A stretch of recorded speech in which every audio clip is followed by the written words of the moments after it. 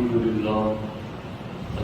لله الذي جعل نبينا شاهدا ومبشرا ونذيرا وداعيا إلى الله بإذنه وسراجا منيرا، والصلاة والسلام على النبي حبيبه المصطفى الذي أرسله بالحق والهدى، وعلى آله وأصحابه أولي الصدق والصفاء، أما بعد، فأعوذ بالله من الشيطان الرجيم. بسم الله الرحمن الرحيم. ألا إن أولياء الله لا خوف عليهم ولا هم يحزنون الذين آمنوا وكانوا يتقون. صدق الله العلي العظيم وصدق رسوله النبي الكريم. انتہائی احترام و عقیدت کے ساتھ حضور سید المرسلین خاتم الانبیاء شفیع المذنبین رحمت للعالمین صلی اللہ تعالی علیہ وآلہ واصحابہ وبارک وسلم کی بارگاہ میں اپنی غلامی کا شعور دیں، اور جس طریقے سے میں پڑھ رہا ہوں میرے ساتھ مل کر باادب بآواز بلند نذرانِ محبت پیش کریں. الصلاۃ والسلام علیک یا رسول اللہ، الصلاۃ والسلام علیک یا حبیب اللہ، الصلاۃ والسلام علیک یا نبی اللہ، وعلى آلك وأصحابك يا نور الله، صلى الله تعالى عليك وسلم. اللہ کیا مرتبہ اے روز ہے بالا تیرا، اونچے اونچوں کے سروں سے ہے قدم اعلیٰ تیرا. سر بھلا کیا کوئی جانے کہ ہے کیسا تیرا، اولیاء ملتے ہیں آنکھیں وہ ہے تلوا تیرا. دوستان محترم، سرکار غوث الاعظم دستگیر رضی اللہ تعالی عنہ کے فرامین کے حوالے سے چند باتیں آج کے اس جمعۃ المبارکہ میں پیش کرنا چاہتا ہوں. سب سے پہلے آپ اس چیز کو یاد رکھ لیں کہ 18 سال کی عمر میں سرکار غوث الاعظم دستگیر رضی اللہ تعالی عنہ جیلان سے بغداد تشریف لائیں، اور 18 سال کے بعد سے آپ نے مسلسل طلب علم میں 33 سال گزارے، اور آپ کی عمر جب 51 سال کی ہوئی، 50 اور 51 سال کی جب آپ کی عمر ہوئی، تو خود غور فرما لیں کہ 5-10 سال تک، 12-15 سال تک اگر کوئی بندہ دارالعلوم میں پڑھتا ہے تو اس کے پاس بہت زیادہ علم آ جاتا ہے. غوث پاک ماں کے پیٹ سے اللہ کے ولی تھے، اس کے باوجود آپ نے 33 سال حصول علم اور طلب علم میں گزارے، اور اس کے بعد 51 سال کی عمر میں غوث پاک رضی اللہ تعالی عنہ نے پہلا خطاب فرمایا، پہلی تقریر کی. اور جب پہلی تقریر کا معاملہ ہوا تو غوث پاک فرماتے ہیں کہ میں نے پہلی تقریر واعظ و نصیحت کی لوگوں کے سامنے کیسے کی. غوث پاک فرماتے ہیں رأیت رسول اللہ صلی اللہ تعالی علیہ وسلم قبل الظہر.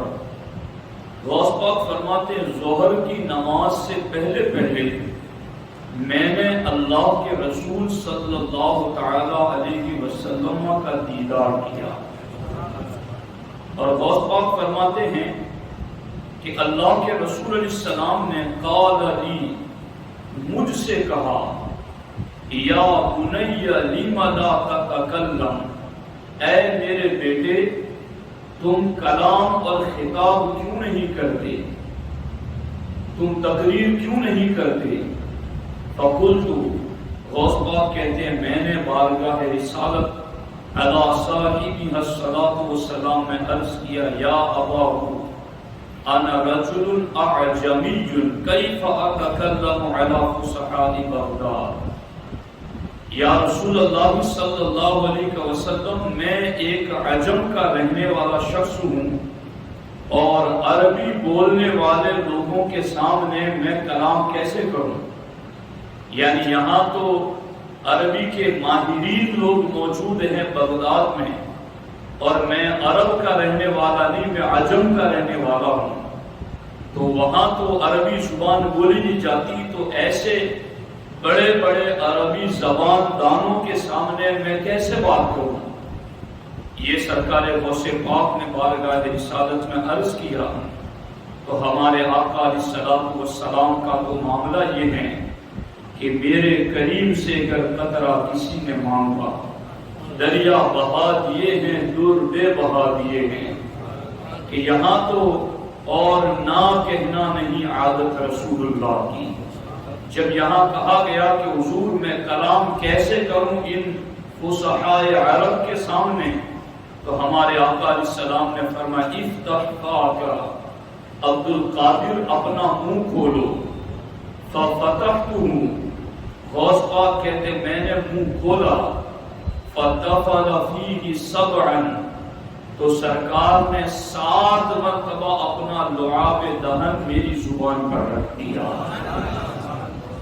7 مرتبہ لعاب دہن، وقال، اور پھر سرکار نے فرمایا تکلم علی الناس، عبد القادر اب لوگوں سے خطاب کرو۔ غوث پاک کو کہا وَادْعُ إِلَىٰ سَبِيلِ رَبِّكَ بِالْحِکْمَةِ وَالْمَوْعِظَةِ الْحَسَنَةِ، اور اب لوگوں کو حکمت اور اچھی نصیحت کے ذریعہ اللہ کے راستے کی طرف بلاؤ۔ غوث پاک فرماتے ہیں فَصَلَّيْتُ الظُّهْرَ، پھر میں نے ظہر کی نماز ادا کر لی، وَجَلَسْتُ، اور میں خطاب کے لیے منبر پر بیٹھ گیا، وَحَضَرَنِي خَلْقٌ كَثِيرٌ، اور میرے سامنے ایک بڑی تعداد میں لوگوں کا مجمع موجود تھا۔ غوث پاک فرماتا فَارْتَجَّ عَلَيَّ، پھر مجھ پر کچھ کبھی کی کیفیت طاری ہوئی، تو غوث پاک فرماتے فَرَأَيْتُ الْإِمَامَ عَلِيًّا رَضِيَ اللَّهُ تَعَالَى عَنْهُ، میرے جسم پر کچھ کبھی طاری ہوئی تو میں نے مولا علی کا دیدار کیا، اور پھر حضرت مولا علی نے کہا افتح فاک، عبد القادر اپنا منہ کھولو، ففتحتہ، میں نے منہ کھولا، فتفل فیہ 6، تو حضرت مولا علی رضی اللہ تعالی عنہ نے 6 مرتبہ لعاب دہن میری زبان پر رکھ دیا، تو فقلت لم لا تکملها 7، ابا جی آپ نے 7 مرتبہ مکمل کیوں نہیں کیا؟ اللہ کے رسول علیہ السلام نے 7 مرتبہ لعاب دہن دیا، تو آپ نے 6 پر کیوں آپ رک گئے؟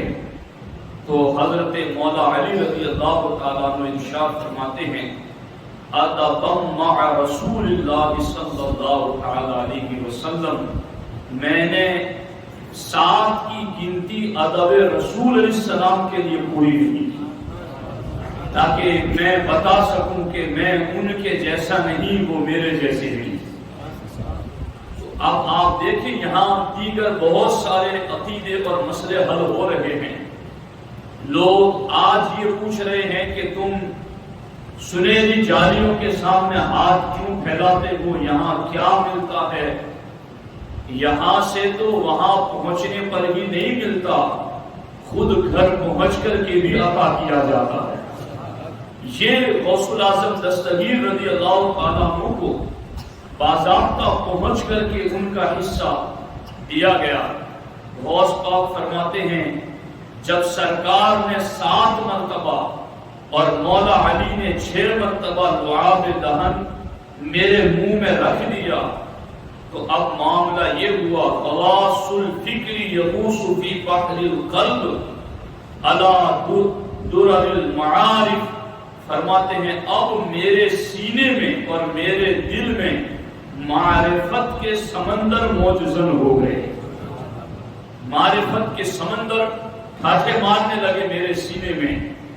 اب حضرت غوث الاعظم دستگیر میں ایک دوسرے مقام پر جو فرمایا، جس کو شیخ عبدالحق محدث دہلوی نے زبدۃ الآثار میں ذکر فرمایا کہ غوث پاک رضی اللہ تعالیٰ عنہ فرمانے لگے قد فتح لقلب الآن 70 بابا من ابواب علم لدنی۔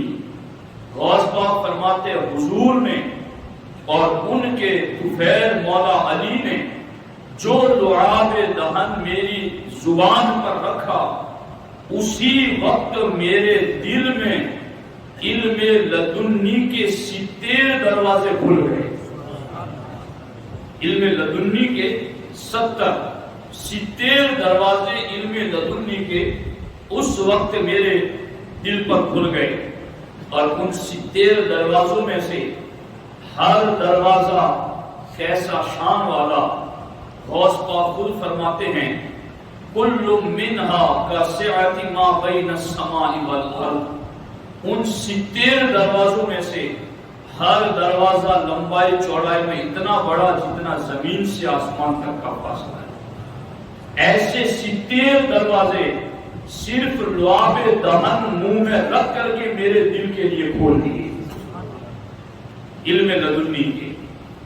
اب اندازہ لگاؤ کہ جن کے دل پر 70 دروازے علم لدنی کے کھل گئے تو اب ان کا کلام کتنا بامعنی ہوگا، ان کی گفتگو کتنی بامقصد ہوگی، ان کا کلام کیسا شریعت اور طریقت کا مجموعہ ہوگا، اور ان کے کلام میں کیسی خوشبو اور کیسا عطر اور مشک موجود ہوگا۔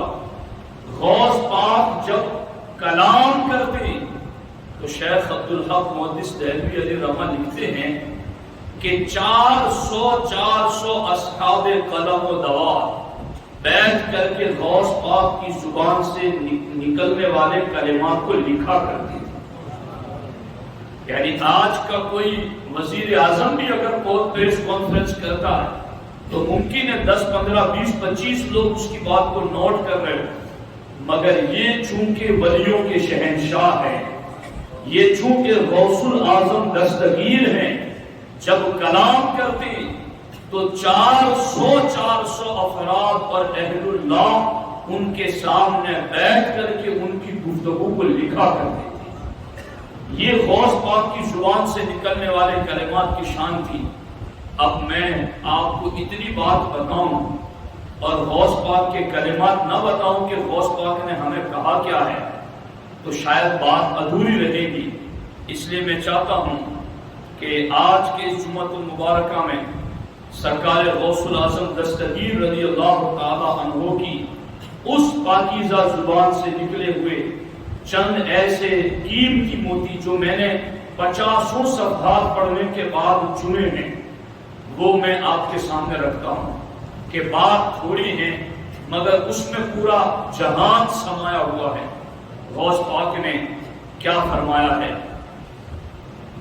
الفتح الربانی میں پہلی مجلس سے غوث الاعظم دستگیر رضی اللہ تعالی عنہ ارشاد فرماتے ہیں یا غلامی، اے میرے مرید، ما خلقت للبقاء فی الدنیا والتمتع فیہا، تو دنیا میں باقی رہنے اور اس میں ہمیشہ نفع حاصل کرنے کے لیے پیدا نہیں کیا گیا۔ فغیر ما انت فیہ من مکارم الحق، تو ان کاموں کو جو خدا تعالیٰ کو ناپسند ہیں تو ان میں پڑھنا چھوڑ دے۔ یعنی جس دنیا میں تو رہتا ہے اور نفع اٹھاتا ہے، تو نے اس دنیا میں ہمیشہ نہیں رہنا ہے، تو پھر جو چیزیں اس دنیا دنیا میں اللہ کو ناپسند ہیں وہ تو چھوڑ دے. اور پھر غوث پاک رضی اللہ تعالی عنہ نے فرمایا قد قنعت من طاعت الحق بقول لا الہ الا اللہ محمد رسول اللہ صلی اللہ علیہ وسلم. غوث پاک فرماتے ہیں کہ اللہ کی بات ماننے میں تو نے بس صرف کلمہ پڑھنا ہی سمجھا ہے کہ کلمہ پڑھ لیا اور تو نے اللہ کی بات مان لی. غوث پاک آگے فرماتے ہیں ھذا لا ينفعك حتى تضيف الیہ شیئا آخر. غوث پاک رضی اللہ تعالیٰ عنہ فرماتے ہیں تجھے یہ کلمہ پڑھنا نفع نہیں دے گا جب تک کہ تو اس کی طرف دوسری چیزوں کو ملا نہ دے. حتی تضیف الیہ شیئا آخر، یہاں تک کہ اللہ کی بات ماننے میں کلمے کے ساتھ ساتھ جب تک تو کچھ دوسری چیزوں کو بھی ایڈ نہیں کرے گا اس وقت تک کلمہ پڑھنے سے تجھے مکمل فائدہ نہیں ہو سکتا. اب وہ کون سی چیزیں ایڈ کرنی ہیں؟ غوث پاک فرماتے ہیں الایمان قول و عمل لا يقبل منك ولا ينفعك اذا اتيت بالمعاصي والزلات ومخالفت الحق تعالی. غوث پاک رضی اللہ تعالیٰ عنہ فرماتے ایمان قول اور عمل دونوں کا نام ہے. یعنی صرف کلمہ پڑھنے سے ہی ایمان کامل نہیں ہوگا کہ تو نے زبان سے بول دیا اور کام کچھ بھی نہ کیا. غوث پاک فرماتے ایمان قول اور عمل یعنی زبان سے اقرار بھی کرنا ہے اور اپنے جسم پر اس اقرار کو نافذ بھی کرنا ہے، یعنی پریکٹیکل بھی ہونا ہے. اور غوث پاک فرماتے ہیں لا يقبل منك ولا ينفعك. اللہ اکبر. فرماتے اذا اتيت بالمعاصی والزلات ومخالفت الحق تعالی، کہ جب تو گناہوں میں پڑا رہے گا والزلاتی اور لفظشوں میں مبتلا رہے گا ومخالفت الحق تعالی اور اللہ کی مخالفت کرتا رہے گا تو پھر لا يقبل منك ولا ينفعك، تو نہ تیرا ایمان کامل ہوگا نہ ایمان کا تجھے فائدہ ملے گا. جب تک کہ تو کلمہ کے ساتھ گناہ کرتا رہے گا، کلمے کے ساتھ اللہ کی نافرمانی کرتا رہے گا تو پھر تیری طرف سے تجھے ایمان کوئی فائدہ نہ دے سکے گا. اور غوث پاک آگے فرماتے ہیں اللہ اکبر وَأَصْرَرْتَ عَلَى ذَلِكَ، تو گناہ کرنے پر اور اللہ کی نافرمانی پر ڈٹا ہوا ہے.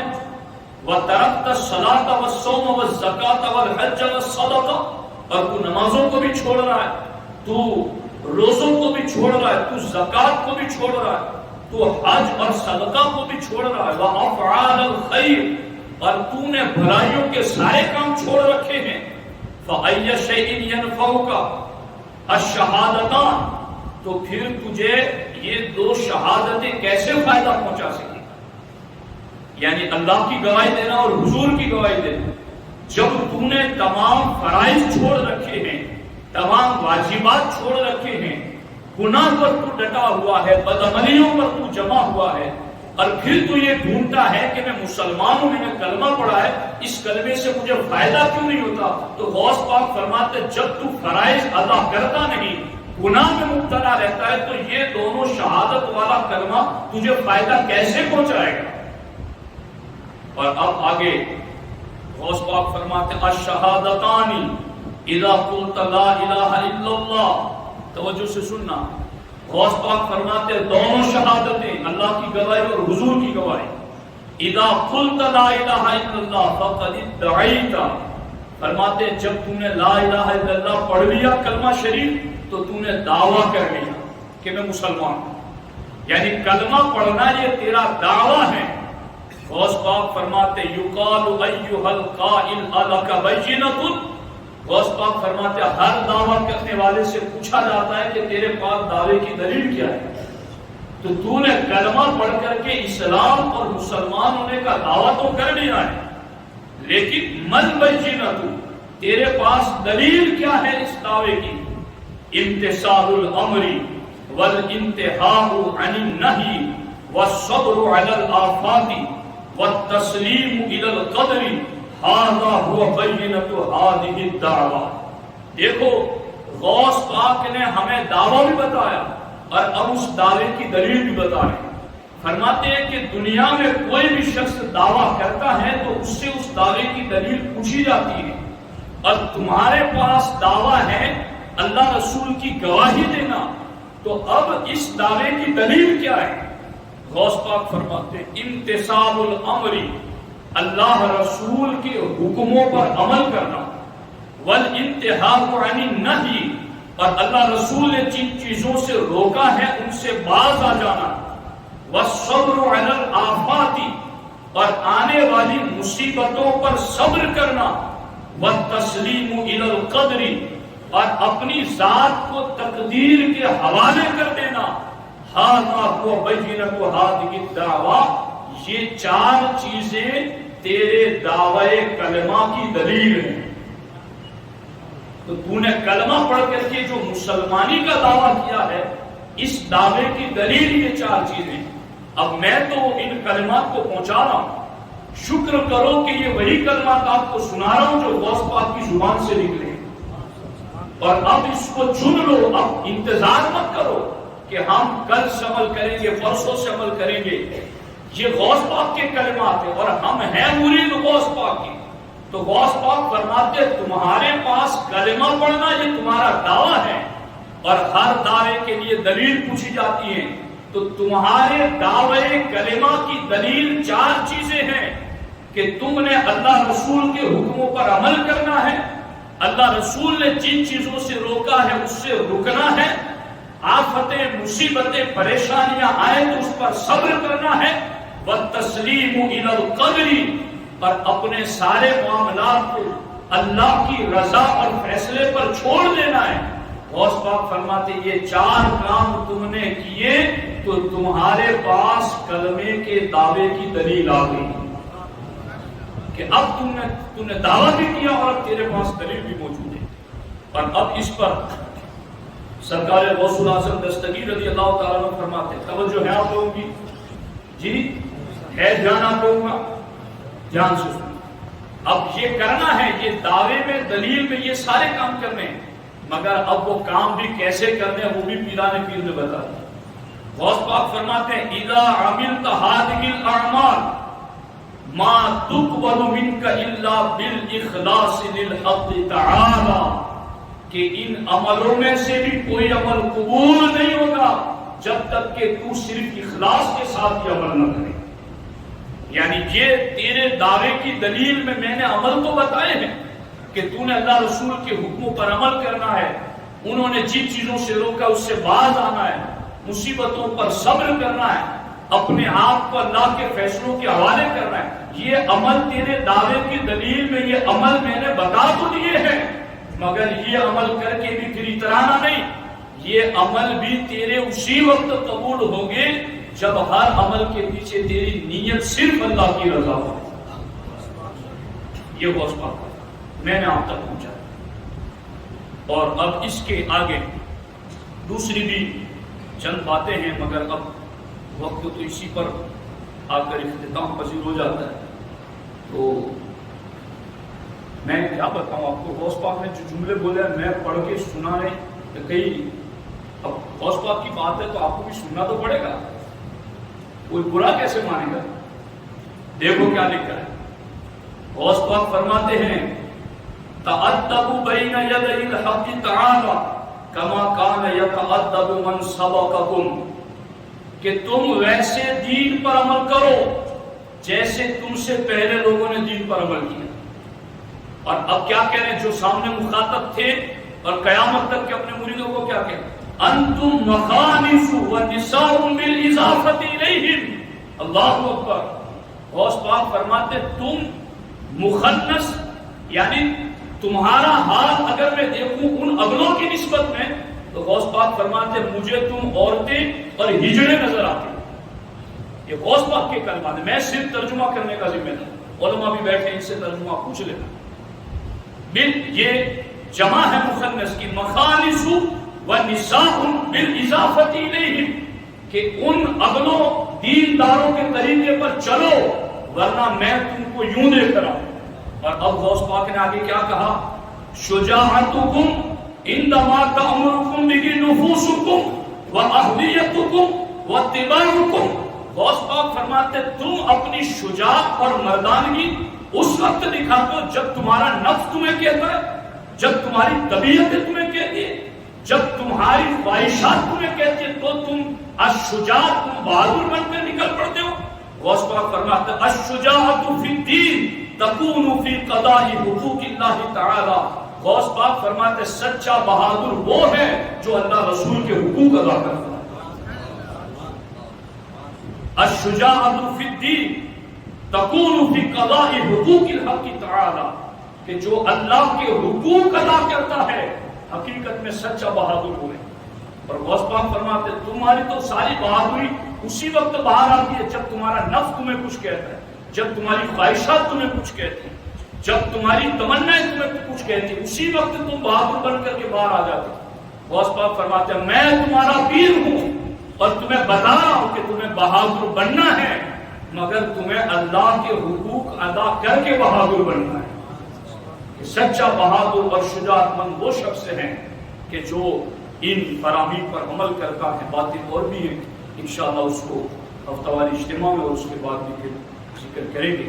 اللہ کریم ہمیں سرکار غوث الاعظم کے دستگیر کے فراہمی پر عمل کی توفیق عطا فرمائے. السلام علیکم.